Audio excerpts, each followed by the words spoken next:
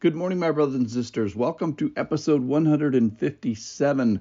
We're going to land the boat today. Paul and his 276 companions land safely on land today. We've been following Paul sailing for Rome and getting into trouble.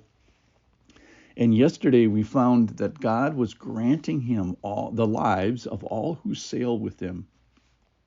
276 people were in this intimate association with him on this boat, and we asked yesterday about, well, maybe that the corollary could be the people in our lives that sail with us, and we asked the Lord for His favor on the people of maybe our families, the older generation, or the same generation, or the younger generation, or church members, or people that share the same hobbies, or neighbors, or the people that we work with, so that at least for once, God was gracious enough to give Paul, just by association, not by faith, but just by association, the people that were around him.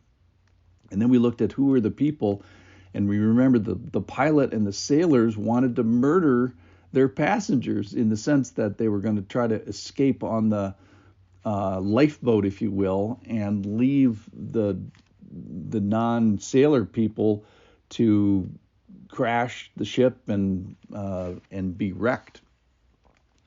So in that group of people was Paul, the centurion, and the soldiers and other passengers. And today we find more people that want to kill people in the story. And the title of this is The Shipwreck. So it's more drama. It's from Acts chapter 27, and it's 39. Now, when it was day, they did not recognize the land, but they noticed a bay within a beach, on which they planned, if possible, to run the ship ashore. Now, one of the reasons why they're confused about where they are is they've been in the open sea for 2 weeks, not seeing anything, not getting any other highlights of where they might be based on the lands, and they're like 500 or 600 miles away from where they started on the island of Crete, and now they're gonna be off the toe of Italy, which is Sicily, and off the toe of Sicily, if you will, is the Isle of Malta. So that's where they're going to land here. All right, back to the story, verse 40. So they cast off the anchors and left them in the sea, at the same time loosening the ropes that tied the rudders. Then hoisting the foresail to the wind, they made for the beach.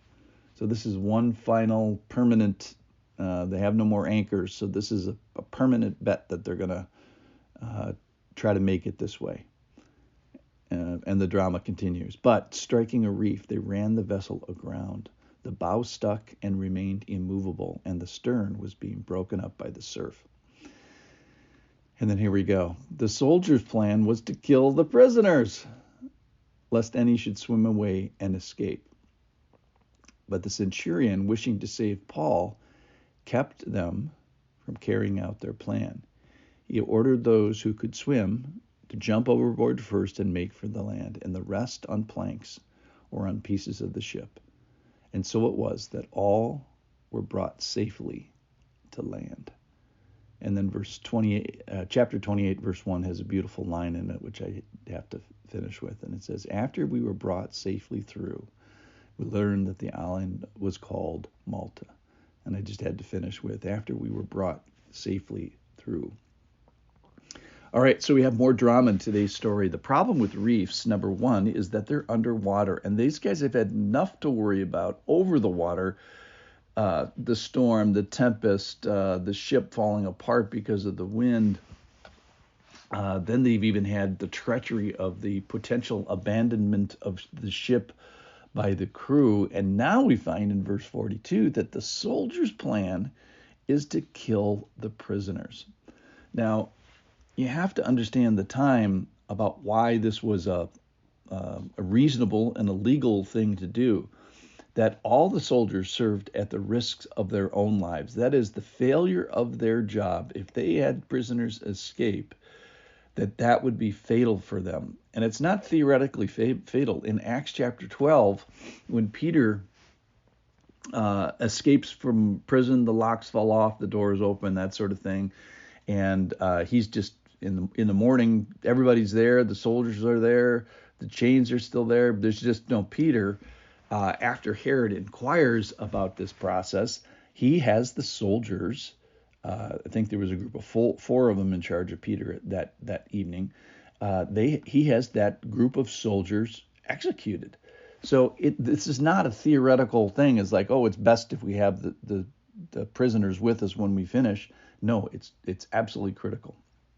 All right, so how are they saved? They're saved by the butt of the centurion risking to save Paul. Now, this is where I was thinking today. Is it says, but the centurion wishing to save Paul kept them from carrying this out. Well, why would he want them to save Paul? Well, Paul has saved him.